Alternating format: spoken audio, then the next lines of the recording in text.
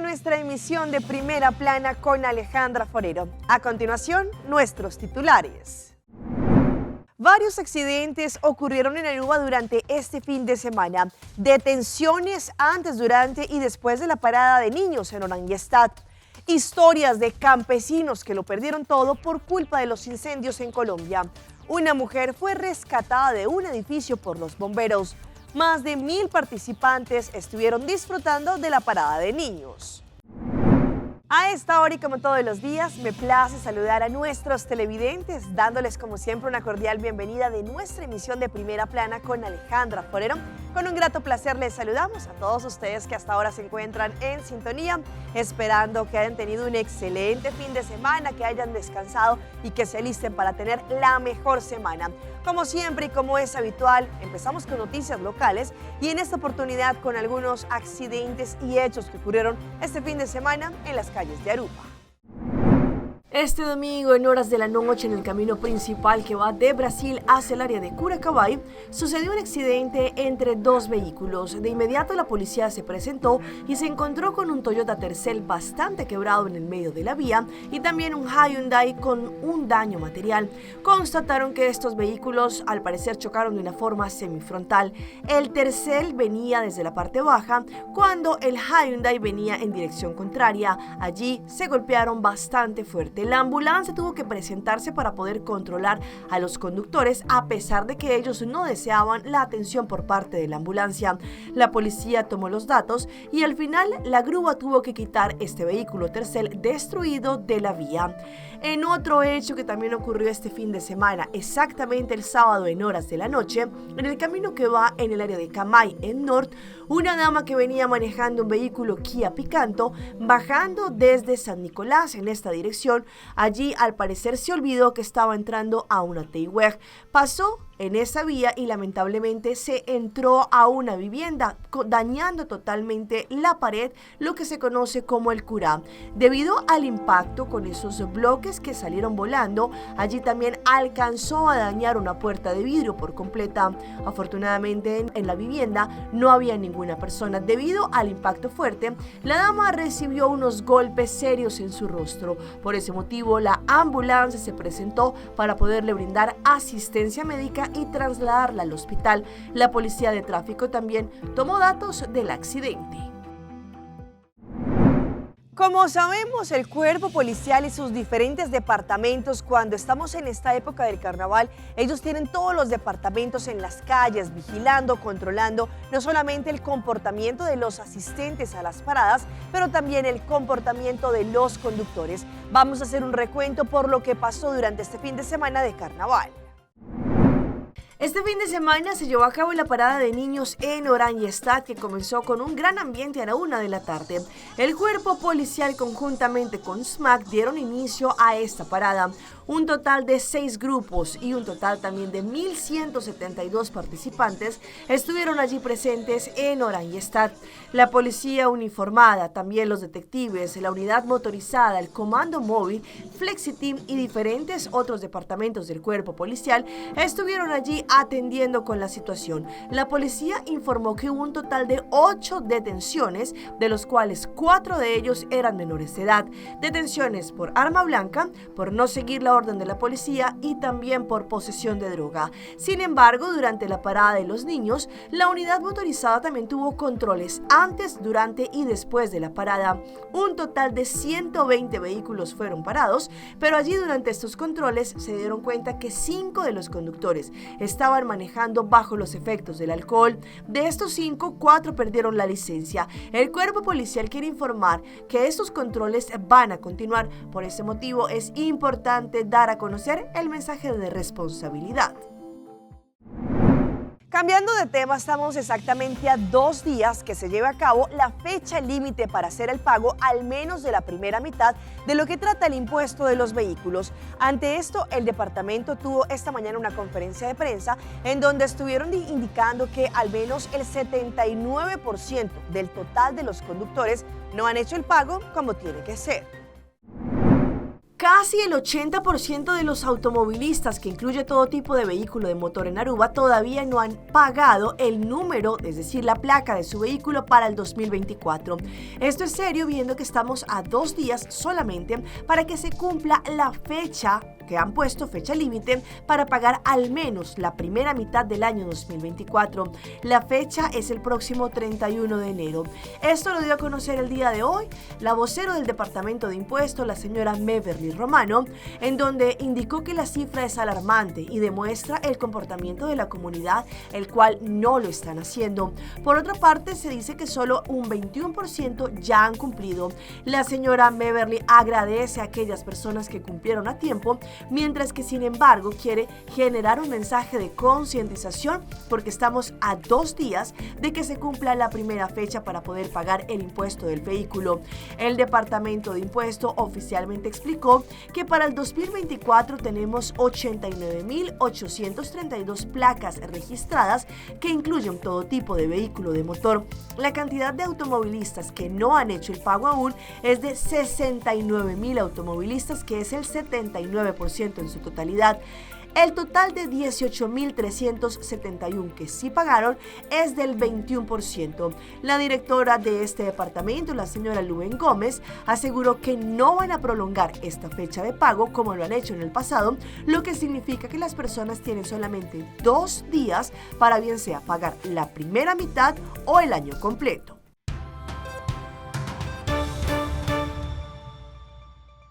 Empezamos nuestra ronda internacional en Colombia con los incendios que siguen afectando no solamente los cultivos, pero la población también se ha visto afectada. Les vamos a mostrar la historia de un comerciante campesino que lamentablemente perdió todo el fruto de su trabajo en su vida.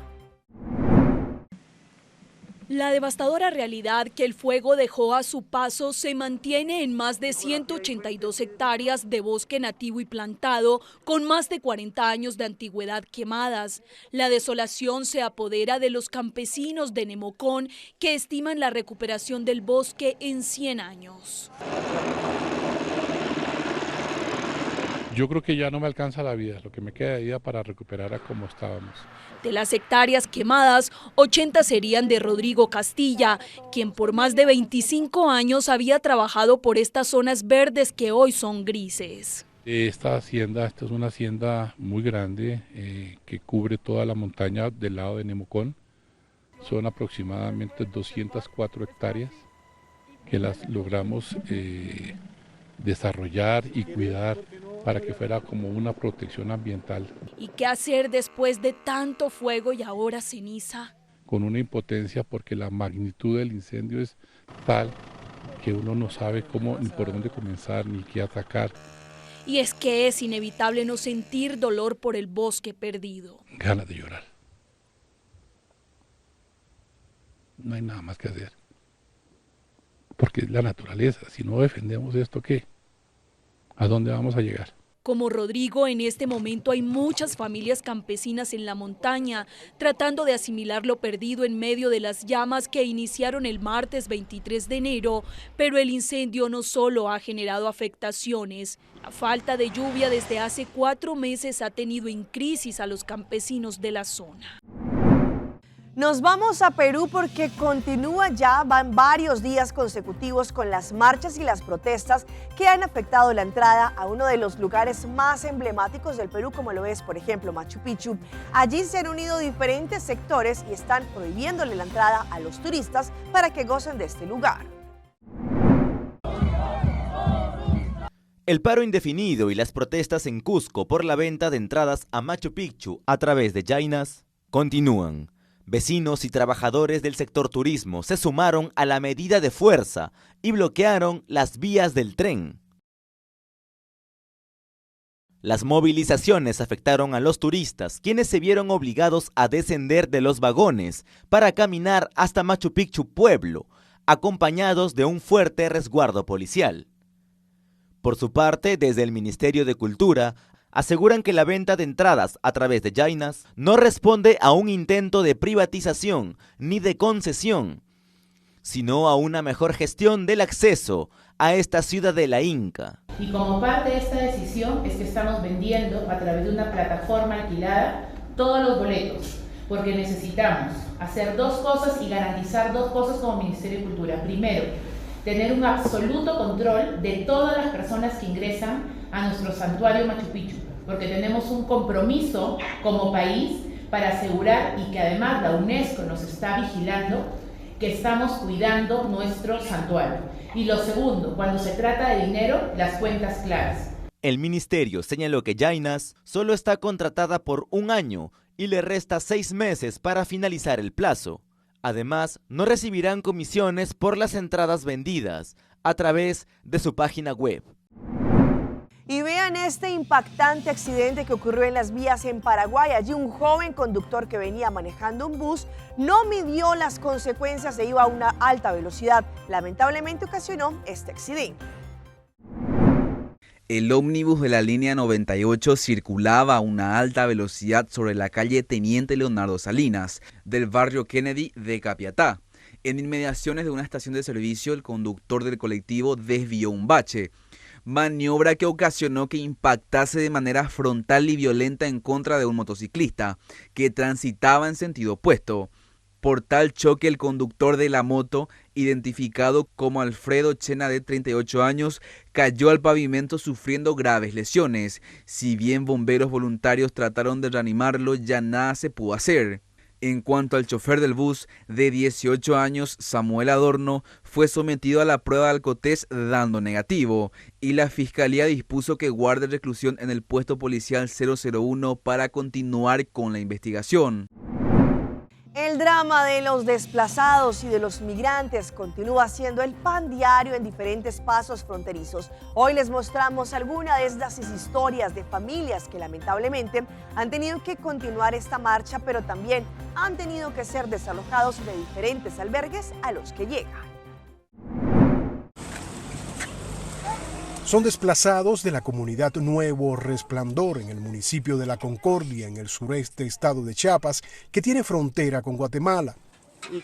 El grupo llegó hace unos días a Comitán, a unos 150 kilómetros de distancia, huyendo, dicen, de la violencia que se registra en la zona, originada en parte por los continuos enfrentamientos entre grupos rivales de la delincuencia organizada que se disputan el territorio para el trasiego ilícito de la droga. Francisco López cuenta que él y otros pobladores tuvieron que dejarlo todo atrás para salvar a sus familias. Y se dieron 2 enfrentamientos, el primero y un segundo como el martes o miércoles me parece, ahí ya más cerca de la casa. Entonces, ante esa situación la gente tuvo miedo y terminaron de salir todos. López dice que la comunidad de Nuevo Resplandor se ha convertido en un pueblo fantasma, donde abundan las casas vacías, las calles despobladas, los parques sin gente. Y dijeron pues que van a arrasar con todas las comunidades. ¿Cuánta gente salió? Entonces prácticamente de la comunidad salimos todos. ¿Cuántos? Como, no sé, no recuerdo bien, pero somos como 1.500 parece. A través de un comunicado, el gobierno de Chiapas, uno de los estados más pobres del país, asegura que se han habilitado algunos albergues para los desplazados donde se les proporciona ropa, alimentos y cobija, aunque algunos cuentan que en ocasiones han tenido que acudir a las iglesias en busca de alimentos y refugio. Como es el caso de Orán Pérez Vázquez, residente de la comunidad de Nueva América en el municipio de Chicomucelo, quien asegura que es imposible vivir ahí ante tanta violencia. Y vean estas impactantes imágenes que ocurrieron este fin de semana en Medellín, en Colombia, como una mujer que vive en un 5º piso. Ella sufre de una obesidad mórbida y debido a su peso tuvo una fractura y lamentablemente no pudo bajar del edificio. Los bomberos tuvieron que rescatarla de esta forma. ¡Un bombero! Los bomberos del municipio de Bello, en Antioquia, desplegaron un gran operativo para rescatar a una mujer de 25 años de edad con 170 kilos de peso, quien había sufrido una caída con afectaciones en una de sus piernas en un 5º piso. Con ayuda de una grúa y diferentes organismos de socorro, inició este proceso. ¡Cojan la cinta abajo! ¡Cojan la cinta! ¡Esta! El Centro de Bomberos Bello recibe una llamada solicitando ayuda para una paciente que tuvo una caída desde su propia altura en el sector del barrio obrero, específicamente en un quinto piso de un edificio sin ascensor. Los vecinos solo esperaban que el rescate saliera bien. La mujer permanecía tranquila mientras los bomberos hacían su trabajo. Empezaron a meter la escalera grúa y ahí sí se demoraron como 10, 15 minutos, bastantico para rescatarla, pero todo fue muy bien. En un operativo que involucró 12 personas, 12 miembros del cuerpo de bomberos de Bello, se logró en aproximadamente 1 hora y 45 minutos el traslado al Hospital Marco Fidel Suárez. Según cuentan los habitantes del barrio obrero, algo así nunca se había visto. Además resaltan cómo los organismos de socorro hicieron su mayor esfuerzo para salvar a esta mujer. Cambiando de tema, mucho se ha hablado por estos días de Griselda Blanco, esta mujer que también hizo parte oscura de la historia del narcotráfico en Colombia. Mucho se ha hablado por una serie que en estos momentos ha sido tendencia. Sin embargo, ¿quién fue Griselda Blanco? A continuación. Medellín, Colombia. Aquí fue donde inició su carrera delictiva Ana Griselda Blanco, la mujer que en los años 70 y principios de los 80 inundó con cocaína las calles de varias ciudades de Estados Unidos.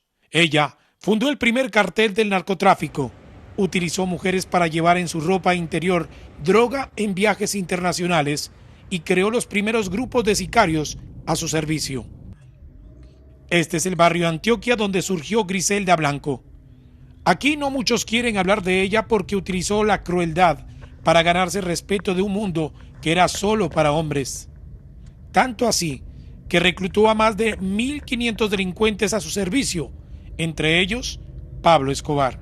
Cuando Pablo Escobar andaba en una moto lambreta en Medellín y estaba tratando de meterse al negocio de la cocaína, Griselda Blanco ya era muy grande, al punto que él empieza a decir, bueno, a mí no me importa que ellos sean los que mandan la parada, yo también quiero entrar en el negocio, y él empezó al punto que terminó pues teniendo su primera guerra con ella. Una guerra que terminó mal. Griselda Blanco de Trujillo. Esta es su tumba. Y aquí, a pocos metros, donde están los pinos, está también enterrado Pablo Emilio Escobar Gaviria. Paradójicamente, en esta misma área del cementerio están enterrados casi todos los miembros del cartel de Medellín que murieron después de una violenta guerra. Sus tumbas, al igual que la de Griselda Blanco, ahora forman parte de una visita guiada. Vamos a nuestra pausa comercial, pero ya regresamos con más información. El cáncer de cuello uterino sigue afectando a más mujeres. All right, I got you. Yeah.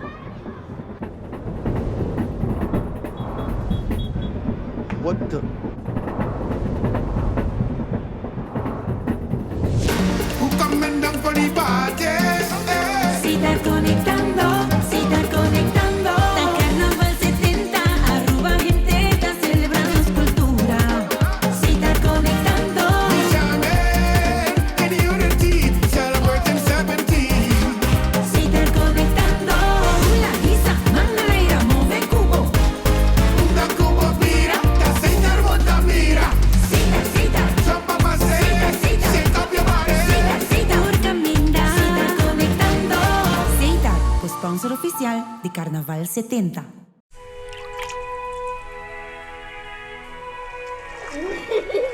El tiempo vuela. Esté preparado con Sagicor Life Aruba. Visítenos en sagicorlife.com. ¿No tienes planes para estas vacaciones? Vuela con Wingo desde Aruba a Cali, Colombia. A partir de julio del 2023, Wingo puede llevarte directamente a Cali todos los miércoles y los sábados. Explora la ciudad visitando atracciones como el Cristo Rey, la Iglesia de San Antonio, camina en el Cerro de las Tres Cruces, experimenta la cocina y la cultura local o baila toda la noche en la capital de la salsa colombiana. ¿Quieres explorar otros lugares? Wingo te permitirá volar más lejos a otros destinos dentro de Colombia o incluso en Sudamérica. No esperes más, las reservas están disponibles directamente en www.wingo.com. Visita arubaairport.com para obtener más información.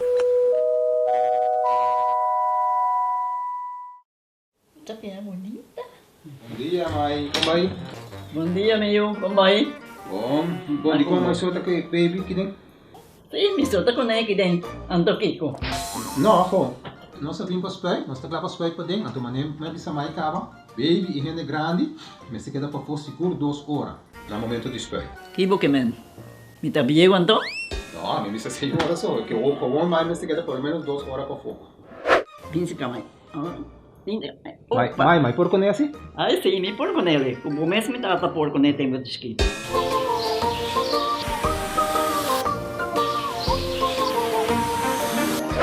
Ok, Mai, o trabalho está claro, pero agora que está aqui 2 horas mais não pode para dentro back, não promete. Ok, mas é bom. A outra baby tá aí assunto.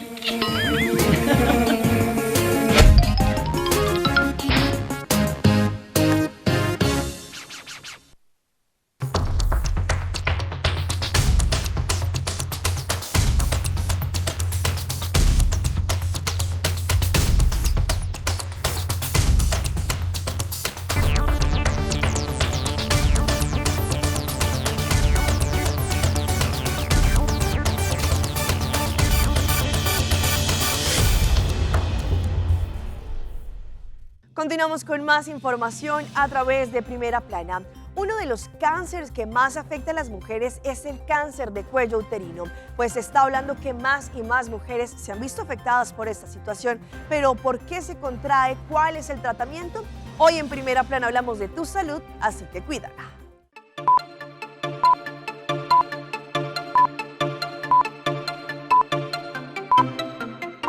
El cáncer de cuello uterino cervical es uno que se produce en las células del cuello uterino, que es la parte inferior del útero que se conecta con la vagina. Su causa principal es el virus del papiloma humano o VPH, un virus de transmisión sexual, ya sea por relaciones vaginales, anales u orales. De los cánceres cervicales son de tipo escamoso.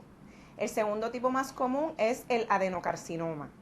La mayoría de los cánceres cervicales son diagnosticados por causa del virus del papiloma humano, en especial aquellos escamosos. El 98% de los diagnósticos de cáncer de cervix son debido al virus del papiloma humano. De hecho, este virus causa el 90% del cáncer cervical y ano, 70% de los cánceres de vagina y vulva y el 60% de los de pene.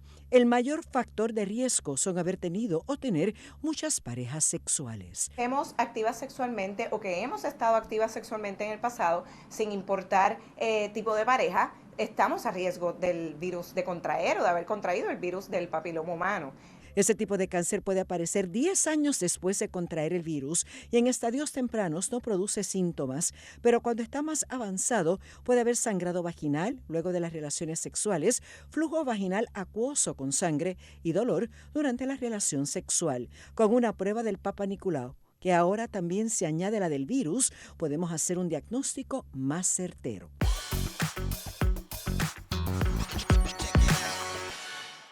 Llegan nuestras historias de las más virales y en esta oportunidad una propuesta de matrimonio fuera de lo común. Y allí el hombre, el novio, decidió supuestamente hacer como si los hubieran robado para poderle pedir a su novia que se casaran. Un video que circula en redes sociales ha causado revuelo entre los internautas al mostrar una insólita propuesta de matrimonio que simuló un asalto a mano armada.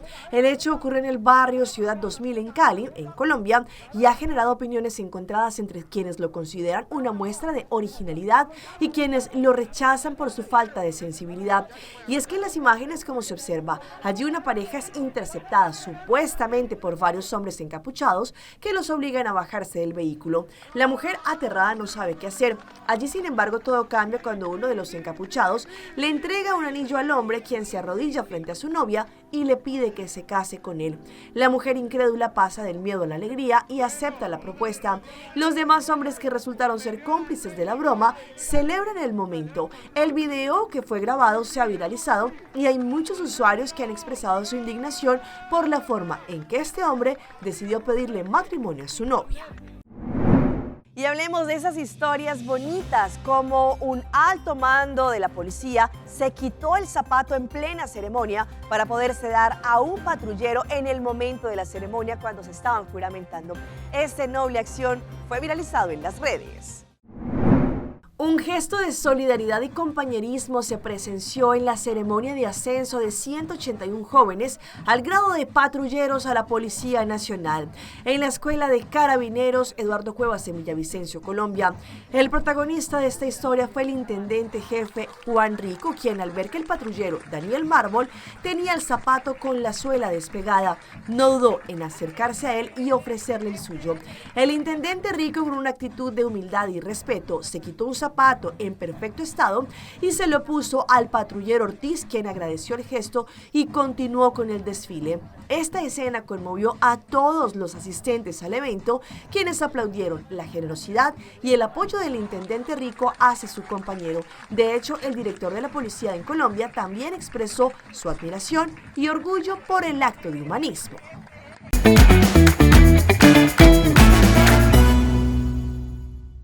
Y a esta hora llega nuestro recomendado del día y viene por parte de Loto Cambiando Vidas. Llega una vez más Loto, la lotería de Aruba, con el Mini Mega, que está en 410.000 florines, y el Mega Plus está en 150.000 florines, lo que quiere decir que tenemos un total del jackpot 560.000 florines. Para mañana, martes 30 de enero, el jackpot del Mini Mega y su Mega Plus está en 560.000 florines. Recuerden comprar su ticket desde hoy para que también estén en juego y de esta forma convertirse en el nuevo millonario de Aruba. Y vean estas impactantes pero terroríficas imágenes que se han viralizado con un hombre, al parecer y según lo que él declaró, se ausentó algunas horas en su vivienda. Cuando llegó encontró un enjambre de abejas. Todo eso lo relató en las redes. Un video difundido en la plataforma de TikTok dejó a los usuarios completamente perplejos y preocupados por la aparición de un enjambre en un departamento. Un joven llamado Cristian documentó un sorprendente encuentro que parecía sacado de una película de terror. Él, quien se ausentó de su casa durante unas pocas horas, según él, regresó para encontrarse con una invasión de cientos de abejas en su cocina. El hombre, asombrado por la escena, compartió su experiencia en redes.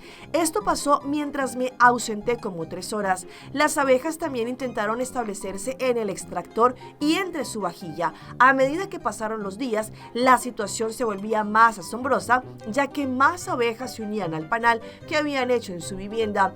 Este fenómeno se conoce como enjambrazón. Es un proceso natural de multiplicación y división de colonias de abejas. En ese caso, una parte de la población de abejas se había instalado en la vivienda de él en busca de un nuevo hogar. Y los dejo hoy lunes con las imágenes de lo que sucedió este fin de semana exactamente en la parada de niños en Oranje-Stad, donde más de 1.172 participantes estuvieron allí disfrutando de este carnaval número 70. Para ser exacta, a la 1 de la tarde se llevó a cabo la parada de niños allí en Playa, escoltada por los personajes del carnaval.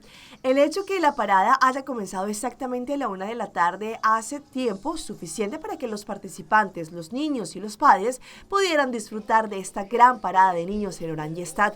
Este año, al celebrar los 70 años del carnaval, esta parada fue una de las más grandes para los niños, que contó con la participación de 6 grupos y se habla de 1.172 participantes. Muy seguramente los padres y los niños estuvieron muy contentos de poder celebrar esta parada, que estuvo en un muy buen ambiente. La parada terminó y culminó como debía ser a la hora estipulada. Los más felices, los menores. Hasta aquí nuestra emisión por el día de hoy. De parte de todo nuestro equipo de trabajo, les damos las gracias a todos ustedes por su fiel sintonía. Recuerde que en redes sociales puede ver esta y todas nuestras emisiones. Estamos como Primera Plana con Alejandra Forero. Continúen con la buena programación que como siempre tenemos acá en su canal en Telearuba. Nos vemos mañana en una próxima emisión.